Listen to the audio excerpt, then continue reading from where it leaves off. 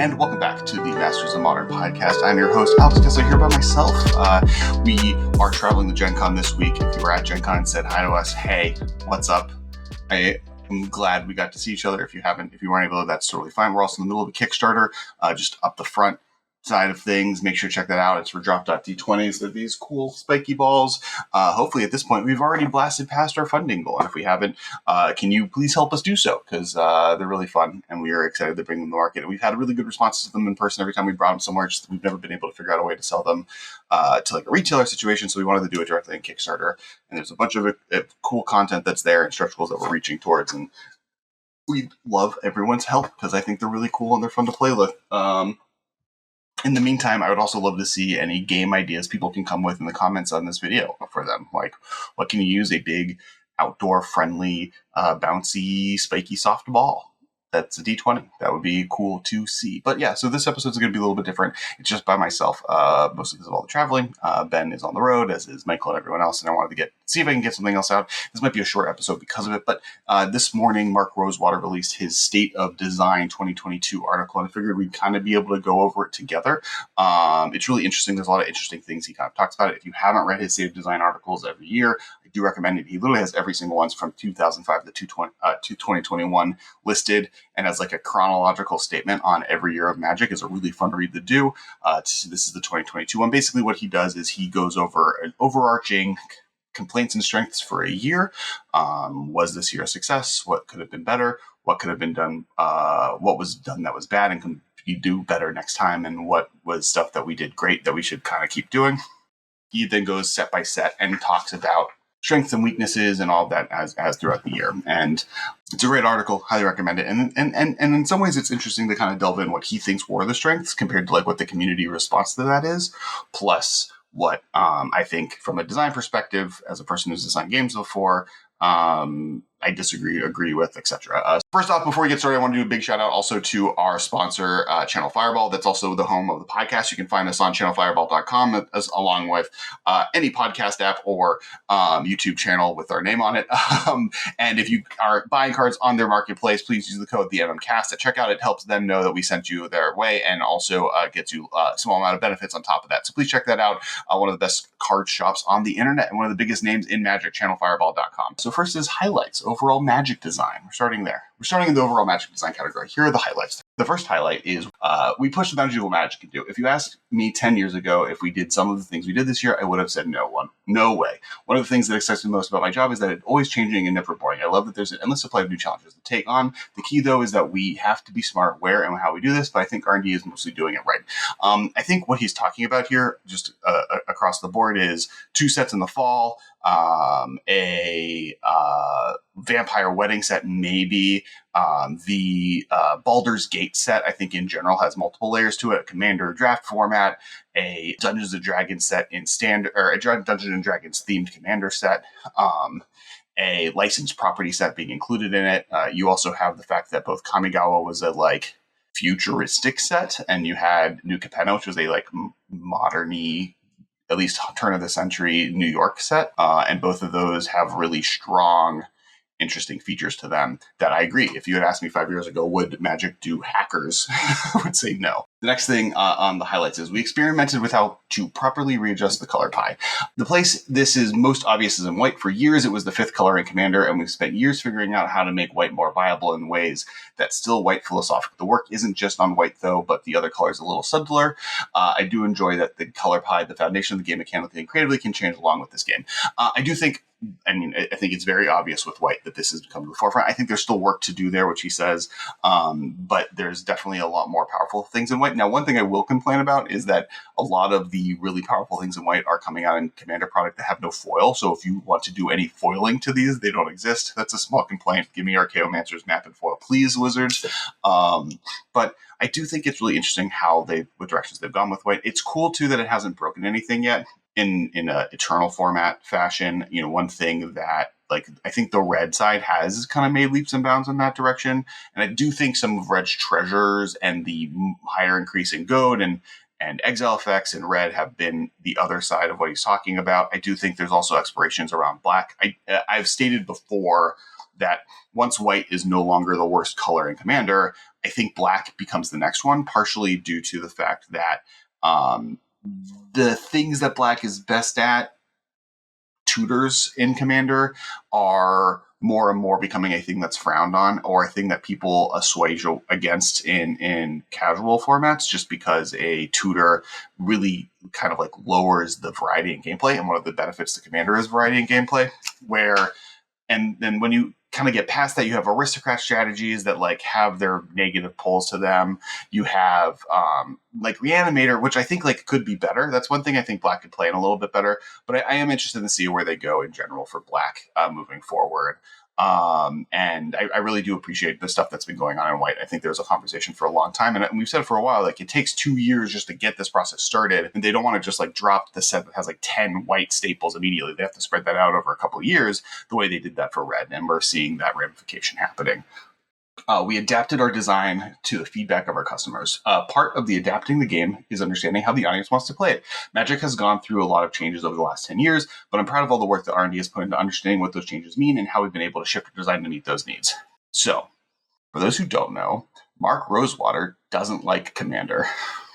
This is true for a lot of listeners of this podcast, and that's a totally fine thing, but there's been a long time where Mark Rosewater has been resistant to Commander product, or just the idea of 4-player Magic being the primary format of this. This is him saying, and you can read it throughout the article, and even in the last point, a lot of the changes that have happened this year specifically is Magic has become a game where R&D has realized Commander is the most played format of Magic, and beyond that, internal Magic in general. The lesson here is like Standard isn't the most important format. What's happening on Arena is a totally different world than what's happening in Design, and something that isn't really talked about here is some of the digital only stuff that they're doing, but I do think is part of what he's saying in both boundaries of what Magic can do, as well as adapting to the feedback of our customers. You know, the main players of Standard are on Arena now, and so if that's true, then the Standard only mechanics the Arena only mechanics make sense to make that format as best as possible.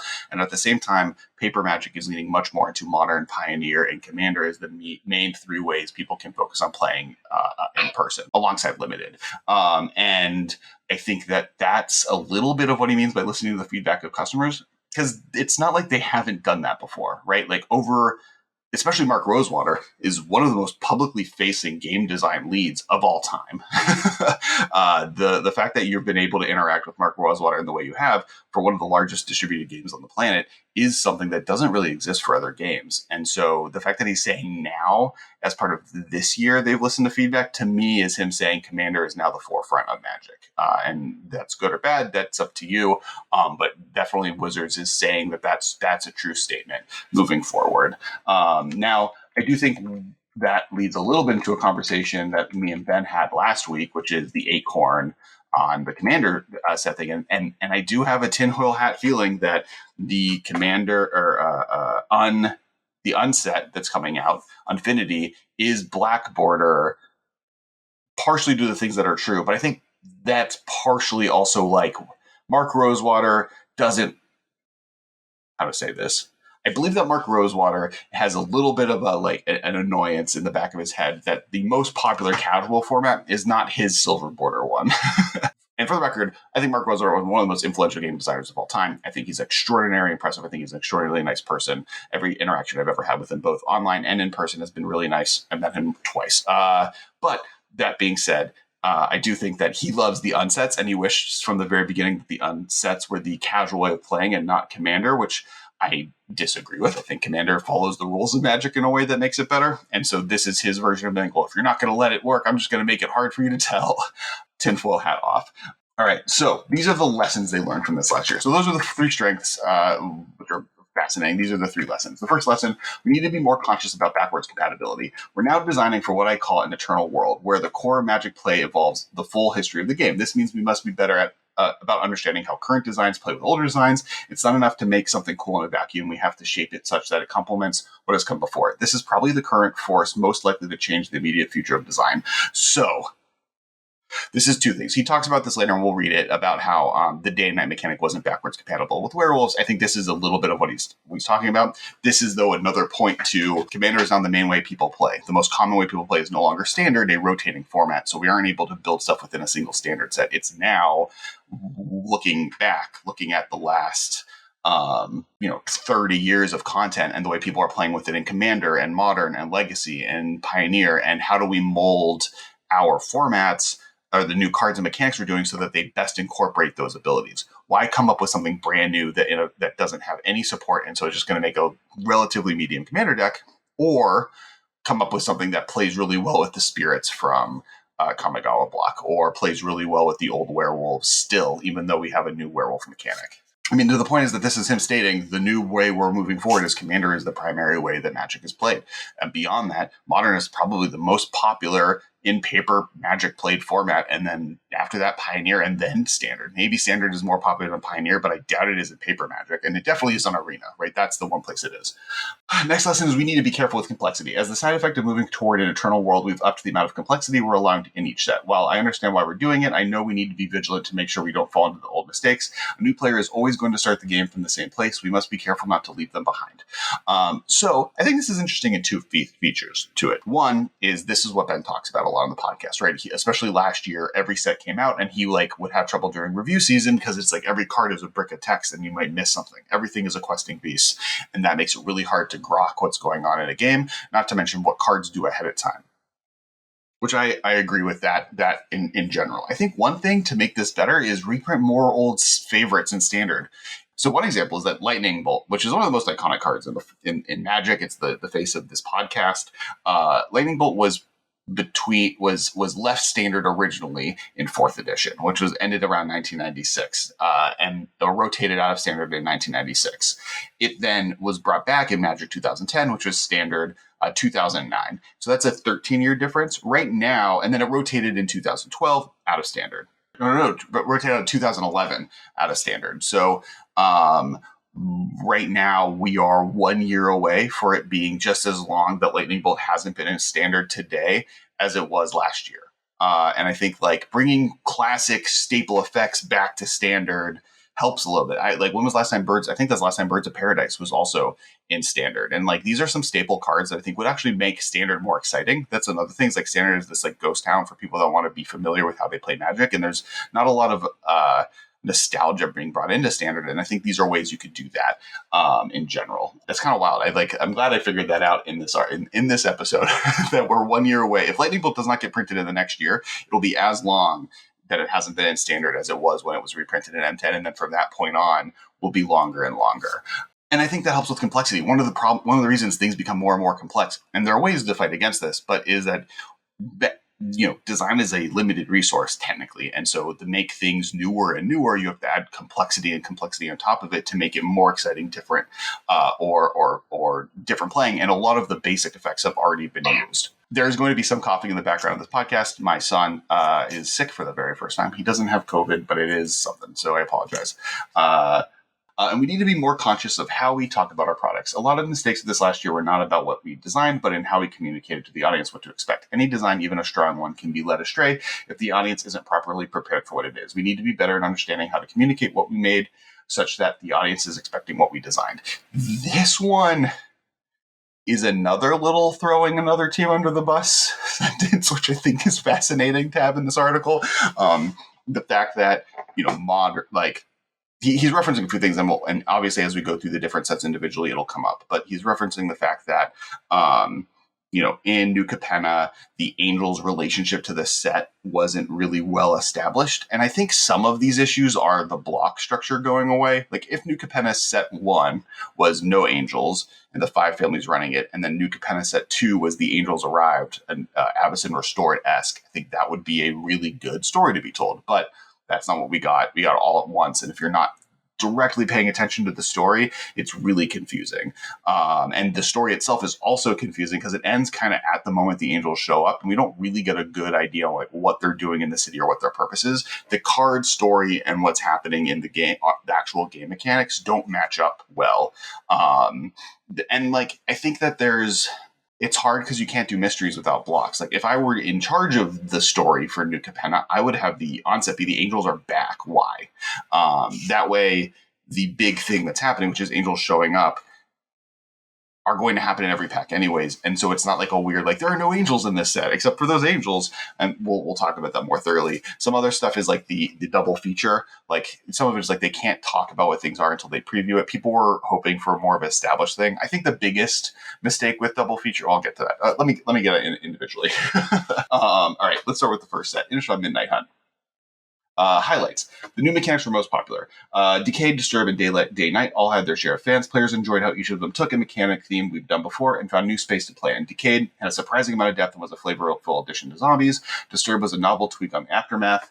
And finally gave spirits a mechanic to coalesce around. Day and Night did a good job of extending the werewolf mechanic into an element that affected the whole game. There was little criticism that Day and Night was harder to track in tabletop, and some discussion around whether it was supposed to go away if no cards on the table cared about it, which is something they spent a lot of time discussing in design. There were people who enjoyed how Coven cared about new facets of the game, having different power creatures, but it got the most criticism of the new mechanics. I agree with all this. I think Disturb is probably my favorite of this, with Decayed being second. He talks about Day and Night in a second.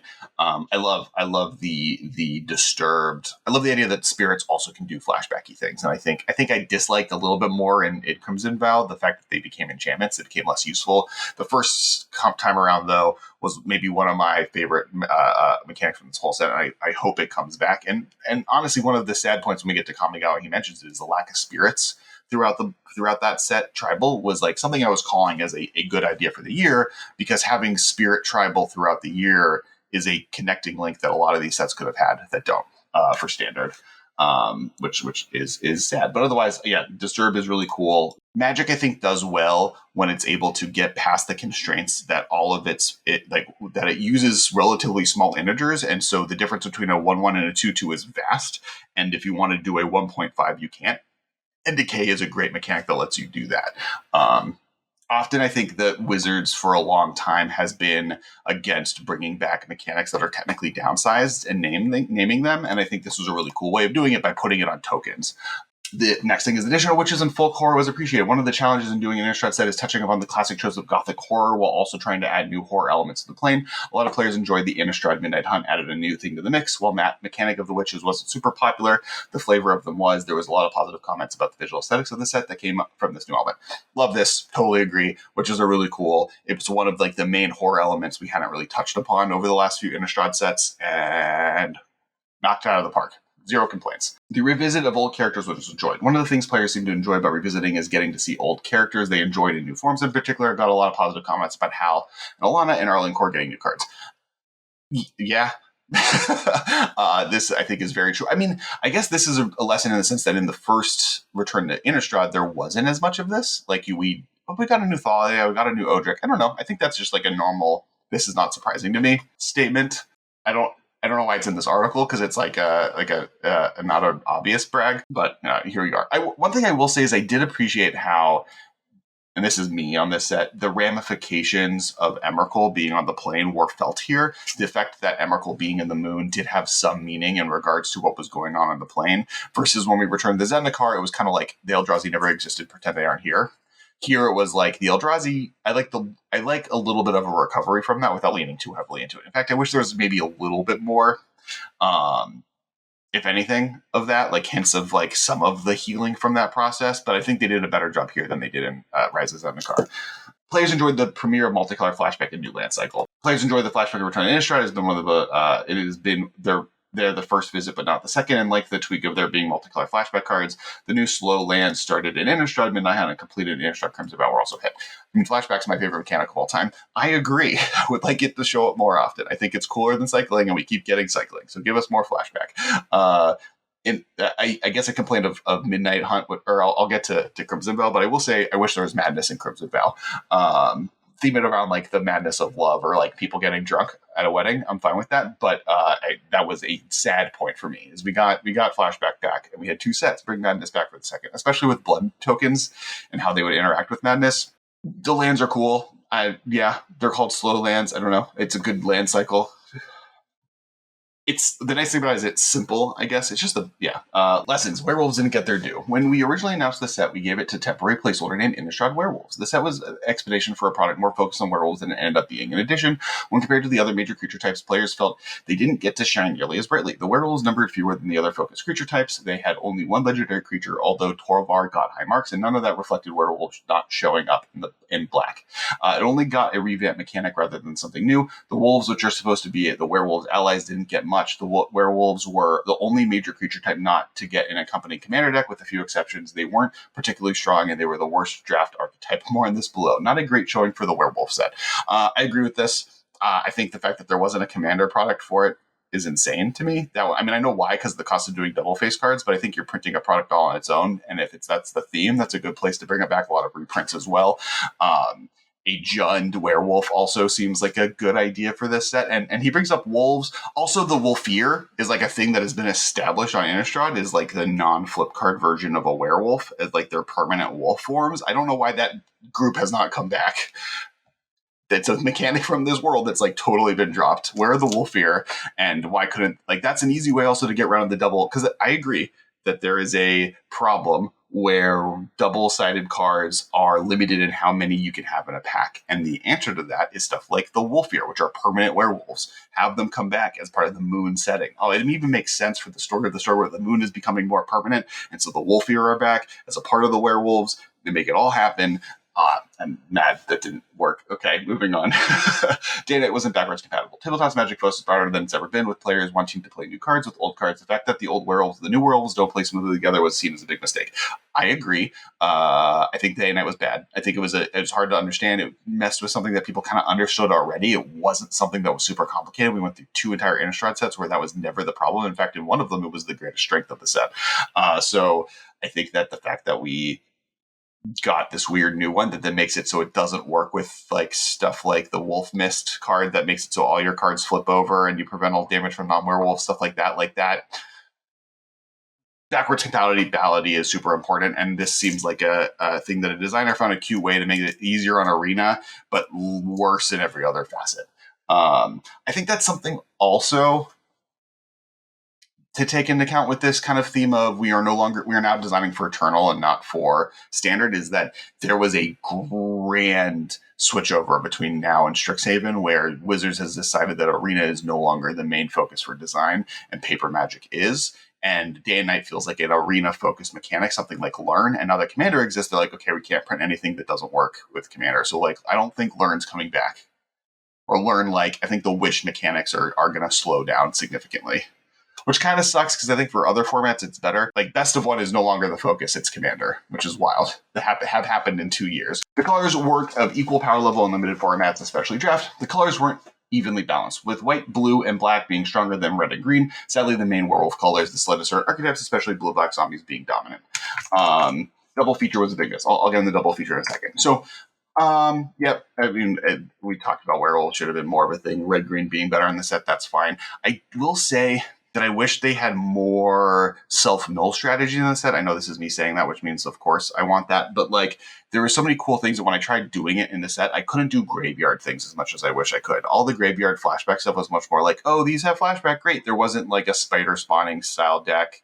There wasn't a Burning Vengeance style deck in the format, and I kind of wish there was more of that, because that's one of the best parts of original Innistrad, and it not being there is sad. All right, and the last one is double feature was a big miss. This isn't quite a design issue and isn't exactly about Innistrad Midnight Hunt, but it was one of the biggest pieces of feedback I got about Innistrad Midnight Hunt. Players believed double feature was unnecessary. They didn't like the black and white aesthetic, felt we misled the audience on what the contents were going to be, and were upset that it wasn't a crafted draft experience rather than just 2 sets thrown together. I agree with this. With mild, I know what I wanted it to be. I know what I wish it was. I wish it was Innistrad Remastered. I wish they took Innistrad block and Shadows over Innistrad block and this block, and then made a cube out of all of those cards and printed it as a set. And then make sure Liliana and Snapcaster Mage and all of the valuable cards from Shadows are all in it. So there's a remaster feature to it. And then have a the way you do collector boosters, have a one out of whatever packs. Every pack has a altered art version of a list of cards, kind of that's what you do it like Strixhaven. there's a mystical archive. That mystical archive is like other cards from other sets that are spooky that could be on Innistrad, and they all have the black and white double feature border. That's what I would have done. That sounds way better. Innistrad Remastered is exactly what everyone wanted from double feature, and it would have been a slam dunk success of a set. That being said, I believe this product maybe was meant to be that, and COVID happened, and it's a lot harder to design that type of cube product digitally, and so they went with double feature. Moving on. Innistrad Crimson Vow highlights. Players appreciated having mechanic overlap between sets. With the absence of blocks and no back-to-back sets on the same plane since War of the Spark, players appreciated that we overlapped some mechanics between Innistrad Midnight Hunt and Innistrad Crimson Vow. In particular, they liked that the serve mechanic evolved between sets. Bring back blocks, please, Wizards of the Coast. I think this is the way to do it. I think I'm fine if we do 2 blocks a year or 1 block a year and then 2 standalone sets a year, and maybe figure out how to do the standalone sets where the Commander product finishes or begins the story. Like, imagine if the Commander product for New Capenna showed the world with no angels, and then the main set was the story of them showing up, or vice versa, that this is the only set that had angels in it, and there's like 2 angels in the main set. That would have been a much more 1-2 punch. We don't get that. Innistrad allows you to do that. I do say I wish that these 2 sets were a little bit more interlinked than they are. I know that there is a story where the werewolves attack the wedding, and it's all based on what happens in the first one. That's fair. Blood was appreciated mechanically. R&D has been designing more artifact tokens as of late, and blood tokens were the latest addition to that trend. The majority opinion seems to be that blood tokens played well and helped with deck smoothing. The biggest complaint about blood tokens was about the flavor, which didn't seem like as big of a slam dunk as clues, treasures, and food tokens have been. I would say I have 3 complaints. One is with food tokens that I wish that there were more synergy within the limited format or the set itself to take advantage of blood tokens. And specifically, I wish that there's just Madness was in the set. I think Madness should have been in the set. Blood tokens go so well with Madness. It's another reason that I wish there was a larger, instead of just double featured, that it was Innistrad Remasters. I think Blood goes so well with the vampires and other sets that I think that would have been really cool. I think it was also a little underpowered. As much as I was like, Odric is dope, you could do dope things with him. He hasn't done anything. I'm fine. I was wrong. You got it from me. But I think blood tokens are really cool. I think if you added madness into the set about blood causing that madness, and that mechanic was in the set, that flavor hits harder. Without madness in the set, I think blood is a little bit of a weird flavor for draw a card, discard a card. And I agree that it could have been something like drain 1 when you sack it, which is the other thing that it could have been. Because we don't have like a damage dealing one, and like do 1 damage, gain 1 life would be kind of cool. Especially with Connive coming out later. So we've had just like a better loot mechanic later in the year. One last thing with blood cards is that I wish that Academy Manufacturer did the Tarmogoyf thing. I know it's not possible because we like maybe just have a blood token show up in that set. Like do some time spirally stuff out of Modern Horizons. That's what Modern Horizons 1 was. Preview blood tokens in the set, like 1 or 2 cards, including the Academy Manufacturer. And I know that card's already busted, but have it make 4. have it make blood tokens as well. Make it somewhat backwards compatible, or have Lonus do it. I don't know. Just it would have been cooler. It's weird that the same year we got an entire set where like all 3 artifact tokens all work together in a cool way, and then they come up with another major one, and it doesn't interact with any of those cards.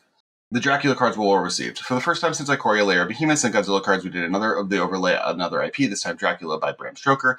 I get a lot of positive feedback from players who enjoyed the book and felt we did a good job finding appropriate cards for the book characters and settings. Yeah, I love these. I don't know. I'm a big fan of bringing other IPs into Magic. Give me the Super Smash Brothers, the card game.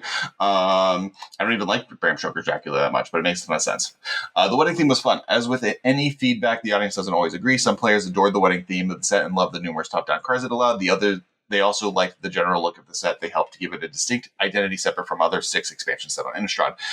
Yeah, I love the wedding idea. I love it so much. I want more. I want so much to return to Ravnica during the winter and to go to Ral and Tomic's winter wedding and have it be like a date night on Ravnica. This could be a 1-set situation where Jace and Vraska are like going through a date situation, kind of like the spy who knew too little, and they have to go solve a thing to stop making so the wedding doesn't get ruined by Niv-Mizzet or something, because I think that I would much rather have gone the Ral and Tomic's wedding than this specific wedding. But other than that, I thought it was really cool. I think there needs to be more romance in Magic and as a theme, and I think that this set is the first step into that. I wish there was it was less like connived as this set was, because it was an arranged marriage for power versus I just want to go to a return. Like, imagine Ravnica, but as a single set, And instead of a like big over like Dragon's Maze was just a relay race to see who becomes president. If you could do an entire block on that, you can do one set that's Ral and Tomic's wedding. Lessons. It didn't feel like a horror setting, but others felt the wedding took over the set and distracted from the gothic horror feel that they associated with the plane. The tone was more celebratory than scary, and many fans of the plane of Innistrad said it didn't feel like the Innistrad that they had fallen in love with. Those people are wrong. Gonna call it right now. Like, first off, watch the trailer for this set. We're going to use our 10 seconds of being able to show footage from other IPs without getting our advertising taken down right now. Yeah, no, this is a terrifying set. A vampire wedding is spooky. People are wrong. I don't know who said that, and send them to me because I will tell them how wrong they are. Training, Cleave, and Exploit were more miss than hit. Both Training and Cleave didn't feel particularly suited to the overall flavor of the set. Training was seen as a kind of dull, and Cleave was hard to process. Exploit sadly reminded players that the decayed mechanic that they'd enjoyed in Innistrad Midnight Hunt didn't return. It wasn't that any of these mechanics played poorly, they just didn't seem to enhance the set for many players. That's one point of why these sets should have been a little bit more linked. There should have been more of like this wedding happening and why it's a bad idea in the first set, and maybe have like some of the werewolves wanting to stop it directly, and that being the onus of why everything that was going on. I know that was on the like very, very subtly, but more overtly that. I think that training is boring. I think every time there's when you attack benefit mechanic or something like that, it just ends up not being super exciting. Or like when something enters the battlefield, make another thing bigger, like all that +1/+1 counters for like power. Cleave is actually a really cool mechanic, and I wish that there was someone remembered that they were about to go to a set with hackers and moved it to that, because I think Cleave as a mechanic is really fun, but it was in the wrong set, and I don't know why it's on Innistrad. And I think that's kind of the point here, is I wish all the mechanics from the last set were just carried forward. I know blocks don't do that, but I think that would be cool here. And then instead of these, have Madness. If Madness was in this set instead of one of these mechanics, I think everyone would be happier. The limited format was too bomby. There were several rares and mythic rares that weren't strong enough to see competitive play, but had a large enough impact on limited that they led to too many games but lost the opponent drawing a particular card. I think that's one of the big flaws of the set, is that the set was not powerful in standard or any format like that, so none of the cards are worth anything, but in the format of limited, the limited was also bad, and so both ends hit badly. That's on them. I can't fix that. Making Madness a key mechanic probably would have helped, though. The vampires needed to be better. Vampires didn't have the quantity problem werewolves had at Innistrad Midnight Hunt, but they did have the quality problem. The vampires were overall on the weak side and didn't have give the players as much of the build around in constructed formats, especially Commander. As Vampires fans had hoped, the two biggest complaints were a lot of dissatisfaction with Odric, specifically, as he was a popular character with a mostly unplayable card, and the absence of a 3-color legendary vampire. I definitely agree with the later. I think just that, just bring Bloodghast back. They should have brought Bloodghast back. That would have been so dope. Oh, man, Bloodghast is so cool. I know it has landfall and it wasn't coming back, but, man. It's interesting because this was a perfect time. Like, it's been 10 years, as I just said, since the original standard Vampires was big in Zendikar. Like, bring back some of the, like, Vampire Nocturnus and, like, that kind of stuff coming back, I think would have been really cool, and just totally missed it. I agree. All right, that was the Innistrad sets. On to Kamigawa Neon Dynasty.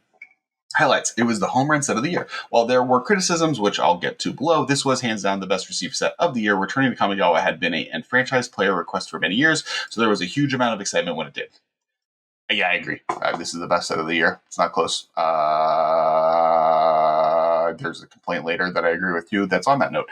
Players enjoyed the core conflict of traditional versus modernity. The set had to balance two different facets of the design. The desire to tap into Japanese themes, the first visit to Kamigawa had it while feeling like the plane players had fallen in love with. The solution to this problem was to have two different facets of the plane reflect each desire and then make the relationship between those two sides the core conflict of the plane. Both sides of the conflict got rave reviews, with some players loving the nod to Japanese pop culture and others loving the more traditional elements. Also true. I love this set so much. The throwback references were adored. The set made a lot of references to the original Kamigawa block, and it was eaten up by the fans who had long been waiting to return. It was clear that all of us that making the set had a much reverence for the plane as its biggest fans. I mean, a theme for 2 return sets. People like the sets that you're returning to. We want to see characters back. I agreed. It was super fun draft set. Players enjoyed all the archetypes woven into the design, from ninjas and mechs to shrines, and the harmony theme that allowed players to play a little of everything. There was a lot to explore, and players loved how each draft let you venture down a new path. Agreed.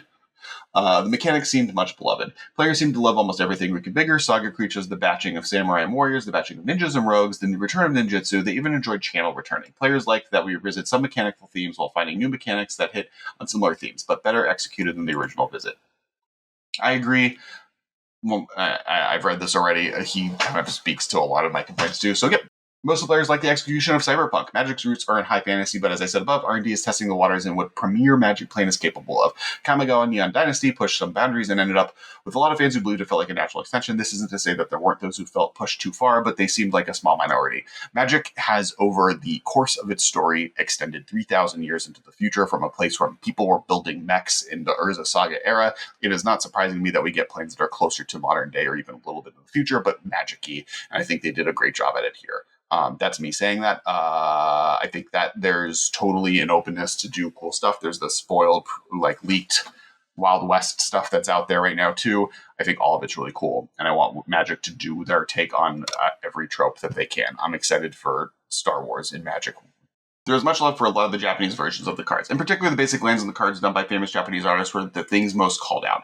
I will say about this that this is absolutely true, but this set had more of just standard Japanese artists that Wizards used for stuff like Duel Masters. So very talented artists, which were totally fine. But it was I loved how much in War of the Spark, the Japanese Planeswalkers, each artwork was done by a famous mangaka or Japanese illustrator. And I wish there was a little bit more every artist was something like that. And I might be off, and it may have had deeper, but I'm pretty sure a lot of them were just some of the artists from other games they've designed through their Japanese market, which is fine. It just isn't as epic as every card being from an artist that someone loves, distinctly, classically. But the ones that were like that, phenomenal, out of the park, love them, bring them back. Okay, so now we're on to lessons. Players are sad that we were on Kamigawa for only one set. There has been a lot of discussion online about how long Magic should be staying on planes. There isn't much consensus, but most seem to agree that they would have liked the Kamigawa to go a second set. Bring blocks back. I mean, I know this one's a hard one. This is a hard one because this is a set that they believed was a risk. So I don't think they were ever going to come to Kamigawa block as a 2-part return. But I do think we could have done this. I do think moving forward, this is another sign, along with how good Innistrad was as a 2-set block, that they could do blocks. And we would like that. Let me know in the comments if you disagree, but that's my thought. The set didn't bring back elements certain players wanted. The challenge of revisiting a plane is fitting in all the things that fans of the plane wanted. Kamigawa Neon Dynasty had the extra challenge that they are adding a significant number of new things, which meant that there were just things left out that players were sad to see missing. For example, I got a lot of feedback from players who wanted to see spirits play a role mechanically as they had the original block. This included seeing more Kami in the set. Others wanted the sub-type Arcane to return. Still others were sad Splice didn't come back. Players enjoyed what was in the set, but a lot of players would have liked to see their favorite personal thing show up.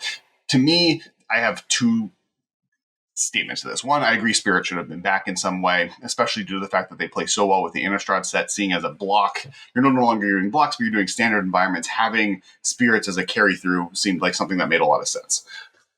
Two, I do think that this is what Commander products can be used for. Basically, what I would have done is I would have did a Commander deck that was the Splice onto Arcane Commander deck. Make a bunch of new Arcane cards, make a bunch of new Splice cards, reprint the good ones, done, easy. And then I would have also done either a third one or two more, kept the one that keep the red-green one, fine, do one more, a fourth one, and that fourth one being a spirit one, especially if you're not going to be putting it into the set itself. I also think you could have made the spirits, a lot of the enchantment cards, spirits, the enchantment creatures, and that would have played really well with the enchantment spirit disturb cards from Crimson Vow. Just a thought, to the extent that I don't the only reason I can think of that they didn't do that is power level concerns, but I think that's so dope. It feels like a miss. If it wasn't always clear when a creature was an enchantment or artifact, well, there were frames to help with this issue. Many players reported being somewhat confused about the card types of certain creatures. I think this stems from the fact that the definitions of why something counted as an enchantment or to a lesser extent an artifact was a little fuzzy. I don't disagree with this one. I think that's hard. I think part of it is that the Nyx-based enchantment creature frame is not as distinctive or not distinctive enough compared to the artifact frame from regular cards. I think they could have, in the long run, made something a little bit more distinctive there. That's my only answer. I don't have a good one here. Yeah. Complexity was a tad high. There was a lot of going on in the set, and some players felt it was like a little too much. This is the flip side of the positive note about all the draft archetypes. Most of the time, depth comes with complexity. I think there's a difference between complexity, which I think in this set was good, and like a brick of text that doesn't need to be there, and it depends. But I think this set's limited format's awesome, so I wouldn't change that too much anyways. Players weren't happy with Samurai's mechanical identity. There were a couple complaints with this note. One, many Samurai fans didn't feel the Exalted like mechanical identity was a good fit for Samurai flavor-wise. Two, it didn't synergize well with all the old Samurai, which was a feel bad. The one positive comment is that they did feel like a batching of the Samurai with Warriors because it provided more options for Samurai deck builds. I agree with this. I guess it's like hard because Bushido is such a lame mechanic and such a good mechanic name. I can talk to how we do with Ryu. So in Battle Bosses, we have a character who's a dragon goddess who has an army of samurai warriors under her, and they're very much about land ownership. They like they're spread out your military force and try and take over as much of the board as possible. And I think that's a cool place. Like lands matter for warriors is something that would maybe be cool. I don't know how to flavor that super mechanically. I think this is a challenge. I don't hate the Exalted theme for them. I think the Exalted Mardu theme is pretty cool, to be honest. All right, that's Kamigawa. Next is Streets of New Capenna. Highlights. Players are excited to see the return of a 3-color set. Ikoria Lair Behemoths had a small 3-color theme, but Magic hasn't had a fully dedicated 3-color set since Khans of Tarkir back in 2014, and not an ally-colored one since Shards of Lara Block back in 2008. The popularity of the Commander format has increased the desire for more 3-color cards, so players were excited to see Streets of New Capenna have so many new ones to explore. I agree. I love a 3-color set. Ikoria is one of my favorite sets of all time, as is Khans of Tarkir. So the family mechanics were mostly well-liked. The most popular faction mechanic was shield counters, followed by blitz, connive, and casualty also had a bunch of fans. Players were also happy to see Creature Fall finally get an actual name. I agree. All the mechanics from this set are amazing. I really like shield counters a lot, actually, and connive is really cool. I have no complaints about any of the mechanics. There was a lot of individual cool designs. A common response I heard about the set was that there were a handful of cards that really spoke to them, although what those cards were varied from player to player, which is a good thing. Like I do agree with the sentiment that like not every set is for not every card is for every person, and not everything is for you as long as there's something for everyone. And I think this is a good statement around that. Fans enjoyed the look and feel of the plane. Streets of New Capenna like Kamigawa and Neon Dynasty before it stretched the boundaries of what a Magic plane could look like. The audience liked the visual aesthetic of the plane and enjoyed seeing the game trying something new. In particular, the large number of animal people was a huge hit. I loved the Art Deco vibe. I loved the crimes, heist stuff. I mean, and this is me holding my hand up with cosplay intended. I very much enjoyed this set. Lessons learned. The plane was a little one-noted. The factions weren't distinct enough. The critics of the plane felt that it was a little too much about crime. Where was the law enforcement? Does crime mean anything if it's not done in violation of something? Also, they felt the 5 families were a bit too similar to one another. I agree with this. I think like the idea that they're all criminals from the get-go was a mistake versus all 5 of them being distinct sections of the city, and you just like understand that they're corrupt. Like the fact that they were all led by demons would have been enough if you had not called them crime families. If the Cabaretti were the people that like, you know, even 2 of them, like the Cabaretti and the Maestros were the 2 crime families, but then the other 3 groups were just like people that were running the city, but actually there's something mysteriously evil going behind all of them. That would have been a cooler play than what we got. There were issues with draft. There were some monocolor commons that were too strong, which led to sets getting a bit aggressive, making 2-color decks more viable than 3-color decks, which was a disappointing 3-color set. There were also some issues with the color balancing and some new rares. I was told it was a little too samey draft to draft. I actually don't play Limited enough to have too strong opinions on this, but I have heard complaints that Limited in what wasn't very fun.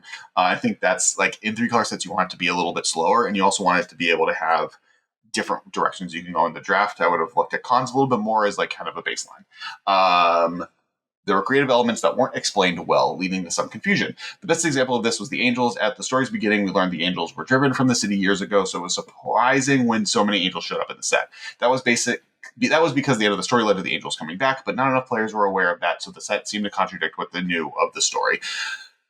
I talked about this earlier. I think my best idea here is that Angel should have only either only shown up in the Commander product with 1 or 2 showing up in the main set as like big main characters at Mythic, or the one Angel 2-drop that can tap for Angel mana is a great one, and then maybe like a Mythic Angel or 2, and then everything else being in the Commander product, or have the Angels not show up in the Commander product, have the Commander product be the setting of the set, and then have all the Angels having arrived at the beginning of the set. I mean, kind of that point is, I said this earlier, I'm repeating myself, but Angels should have been like the onset. Like, the world is normal, bam, Angels. And this is the problem with the 2-set block going away.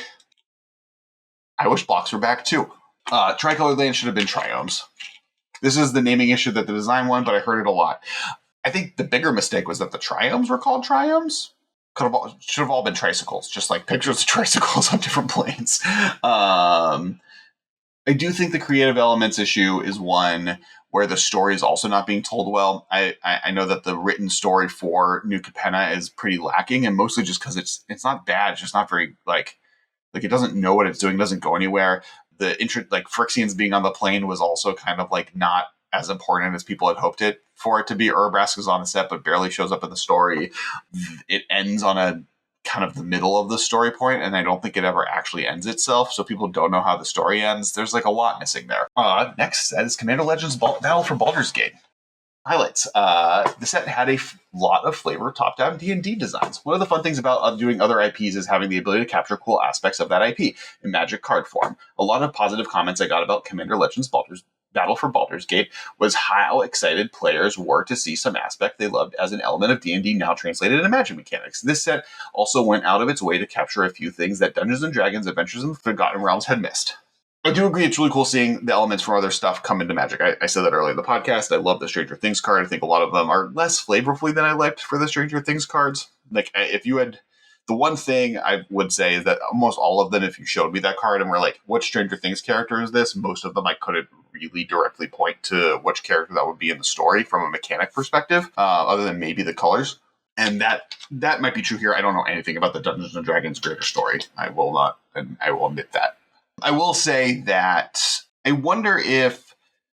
So both Dungeons & Dragons sets have been powered down. And it might just be because hitting the flavor of them is interesting, but I think, or at least as we get through that, people feel like they're powered down.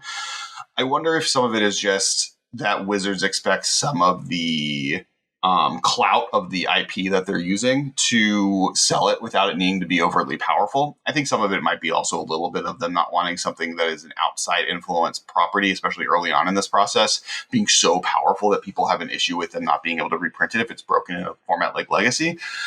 That's not as much of an issue with Dungeons & Dragons, but I will say it's interesting that both Dungeons & Dragons sets, one of the big complaints about them was that they're underpowered. We'll get to that in a second. The draft was a lot of fun. In last year's State of Design column, I talked about the original Commander Legends, and one of the lessons was that there was a lot of room for improvement in draft. Players' consensus is that the design team did a great job of understanding what needed to be fixed and then fixing it. Okay, so how many people actually drafted Commander Legends 1? This is an important conversation overall as we get through this set, but when I say that, I mean it was in the middle of COVID. Not in the middle of COVID, but it was in December of the first year of COVID. So it's hard for me to say that, like, when I've played it, it's been fun. It may be a little bit grindy, and, like, you needed ways to kill players more quickly. You don't have the same feeling of excitement as you do in regular Commander that you've built. You don't have an engine to win with, so you need to be more focused on ways to kill opponents. But other than that, I thought it was like an amazing draft format the 2 times I've been able to play it. I haven't played Baldur's Legends, but I've heard that that's less true there. So I'm interested to see for people that have played both in the comments which one they liked more and why. The Commander design was original and counted for a lot of the feedback from Commander players. A big note we've heard from players is to stop designing Commanders that usurp existing Commanders in already existing decks and start making ones that force players to build something new. The feedback I got from Commander Legends Battle for Baldur's Gate is that Commanders do just that. I agree with that. I mean, I think like more interesting mechanical spaces. I don't think that's permanently available.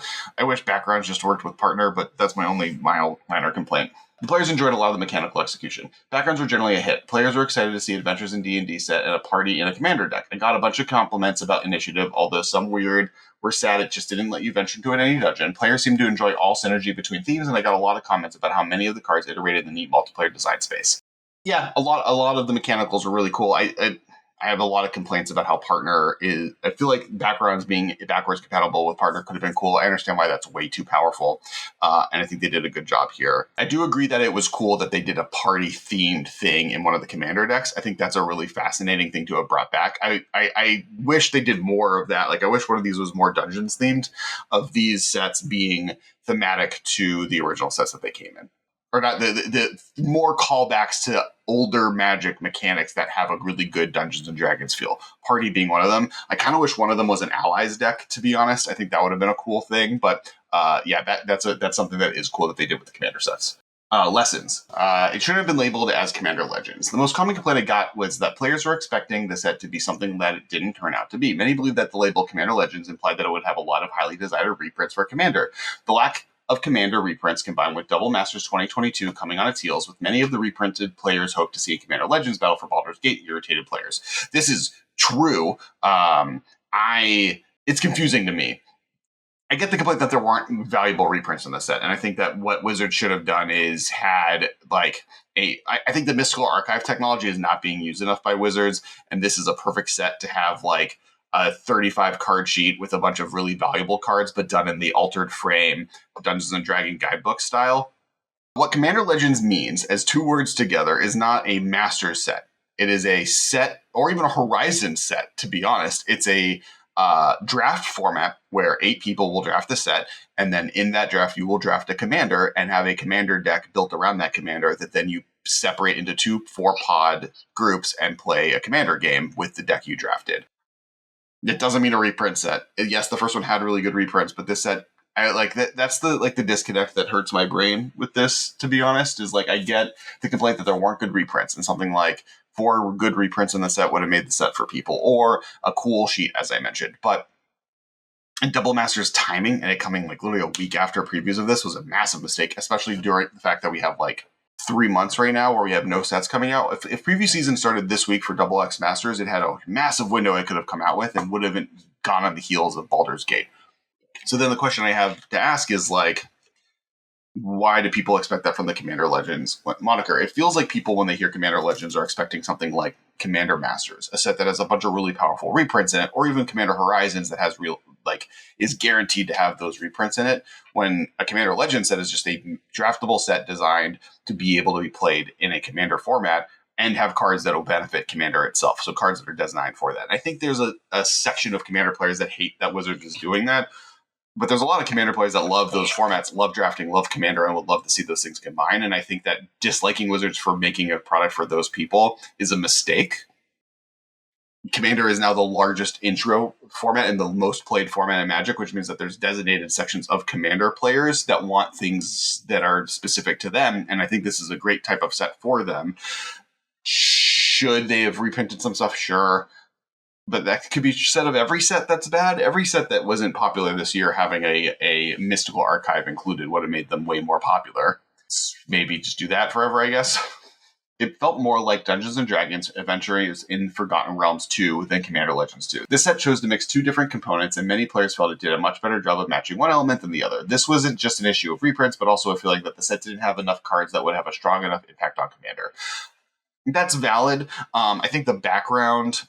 I wonder if, like, excluding my idea on partner and background, I wonder if this set had partner as a featured mechanic versus background, because partner works in Dungeons and Dragons. It would have done better. That's something that would be interesting to me to find out, but we'll never know. I think that's more than ever, this feeling of separation feels strongest because it doesn't have abilities like partner or things that felt like a throwback to Commander, and I think that would have been an easy way to do so.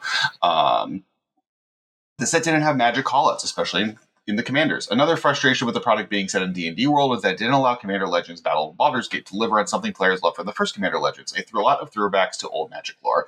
The Commander deck's tied to be premier sets. There are fewer opportunities to make Commanders of favorite old characters, and there was a sadness that the set missed out on that opportunity. This doesn't bother me at all. I mean, I guess it does for other people. And I tweeted about this. People did have this as a complaint. There's so many different old characters that come out in Commander products, in Horizon sets, in the fact that we're about to do a giant time travel set. I don't know. It's not as, I mean, yeah, I'm I'm fine. I mean, one thing that would have been cool, which they're doing for the next set anyways, Dominaria United, if you had brought some of the legend sets, because they're all D&D characters to begin with, I think that would have been cute, but other than that, I don't know. There wasn't much mechanical innovation. The set mostly brought back old mechanics, and even when it made something new, there was mostly tweaks of existing things. Some players were sad that they didn't innovate more mechanically. Fine, sure, I guess. Small complaint, but it's there. All right, so that's it. That's it for this version of an episode. Let me know if this was something y'all enjoyed. It was me talking to an article that no one else was on the other side of. But I thought there was a lot of really cool stuff in here. I do think overall I really liked a lot what was going on this year. Some of my most favorite sets of all time. Not of all time, but some favorite sets that I really loved. And maybe Kamigawa hits top 10 sets of all time came out this year. New Capenna, as far as a world, is one that I love, and I think I'd love to see more of. And even the Innistrad sets are some of my favorite planes of all time. I thought they were a decent return to them with some tweaks that would have made them better. I think there's a lot of interesting missteps that happened throughout the year. Almost every set other than Neon Kamigawa had like something weird about it. In some ways, Magic feels like it's in a similar place that Marvel is, where it like has a little bit of an identity crisis after its big story, and it's trying to ramp up to a new one, but not as much as it could, or at least was like hinting at it without fully committing to it. I often think it's funny how much the MCU and Magic mirror each other and how they're kind of attacking their storytelling. I love a lot of what Magic is doing. I think Magic is in a great place, and I think that there's lessons learned from this year that are really interesting. I think the fact that there is kind of a conversation about returning to blocks is cool. That's pretty much it for today's episode. Thank you so much, to our sponsors, Alter Sleeves. There's a really cool Alter Sleeves that we're going to be doing. I'll have them to show off probably in the next episode that we'll be doing specifically for our patrons. So make sure to check that out. It's really, really cool. We're doing a Kickstarter right now. I mean, that's the really big, important thing at the moment. It's for Dot D20s. Hopefully there's cool information that's popping up right now. Hopefully we've already reached our first funding goal, and we're trying to hit our stretch goal. If we do our stretch goal, we get to do all the different D20, D sides, D6, D4, D8, all the different Dungeons & Dragons dice. Speaking of Dungeons & Dragons things that you can use for rolling for those D20 cards that are on the Dungeons & Dragons sets. So please make sure to check those out. Link in below, and super appreciate if you guys can all help. Podcast can use it. And then last but not least, thank you, Channel Fireball. If you use the code the MMcast, you can use that to get involved. And once again, if you can support us through Channel Fireball, that's where we come out every week. It's a great place to buy cards. You can use the code the MMcast at checkout, and it tells them that we're there and throws love towards us, and that's really great. And lastly, there's a big Commander Summit happening, our Magic Summit happening at by Kingdoms TV. You can see I'm on it, and if you are going to that, we're trying to go as well, and you going makes it easier for us to go. Check out to buy tickets. If you use the code the MMcast, you get 5% off that as well. So check all those things out. We hope to see you soon, and we'll talk to you next week. This has been a production of Time Traveler Media, sending podcasts into the future.